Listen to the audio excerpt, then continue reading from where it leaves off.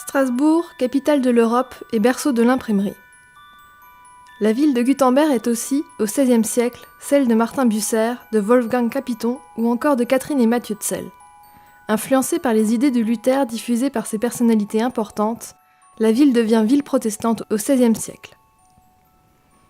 Dans cette cité en pleine ébullition se développe l'art de l'imprimerie et se perpétuent ceux de la calligraphie et de la lettrine, dont certains exemplaires nous sont parvenus à travers les âges. C'est autour du berceau de l'imprimerie et du protestantisme que se constitue la bibliothèque du Collège Saint-Guillaume ou Collegium Wilhelmitanum, dont les ouvrages précieux sont conservés dans la salle Rodolphe Peter, du nom d'un des grands donateurs de la bibliothèque. On y trouve des trésors de l'imprimerie, rares et précieux tant par leur beauté que par leur caractère parfois surprenant. Ce fonds ancien est aujourd'hui rattaché à la médiathèque, ancien séminaire protestant, qui dispose de grands locaux de lecture et de travail non loin de la cathédrale où ont prêché les grands orateurs du XVIe siècle. Y sont conservés certains de leurs écrits qui ont façonné le monde d'aujourd'hui. C'est le cas par exemple de Catherine Tsell, épouse de Mathieu Tsell, prêtre de la cathédrale, convertie aux idées de la Réforme. Catherine Tsell a considérablement aidé à faire évoluer la condition de la femme. Éminente figure du Strasbourg du XVIe siècle, cette femme forte qui ne mâchait pas ses mots en public ouvre son cœur à son mari entre les pages d'un livre. Ja, din Herz, Mund und Vater, het wohl gesät. Glaub's wie de kann, ich glaub's und bekannt's vom ganzen Herzen vor Gott und mit Mund vor der Menschen. Entre les pages du livre, on entrevoit la vie intérieure des époux Tsell, couple emblématique de la réforme strasbourgeoise.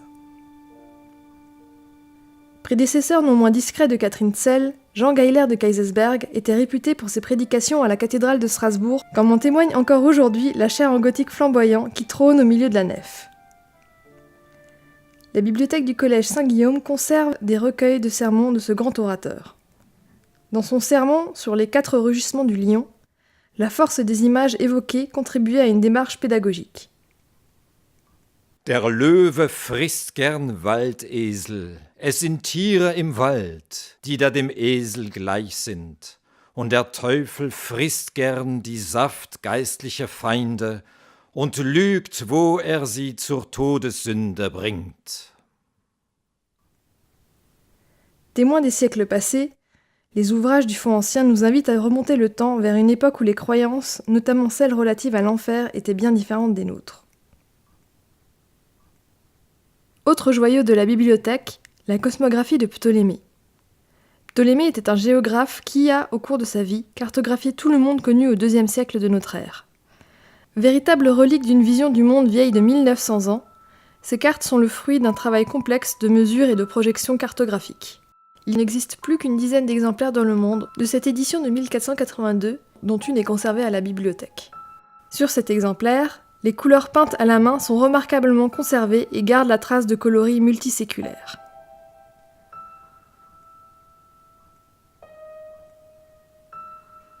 Ces trésors de la bibliothèque, et tant d'autres encore, nous sont parvenus à travers incendies, guerres et épidémies. Ils constituent aujourd'hui un fonds de plus de 10 000 ouvrages anciens, parmi lesquels une centaine d'incunables, les premiers livres imprimés.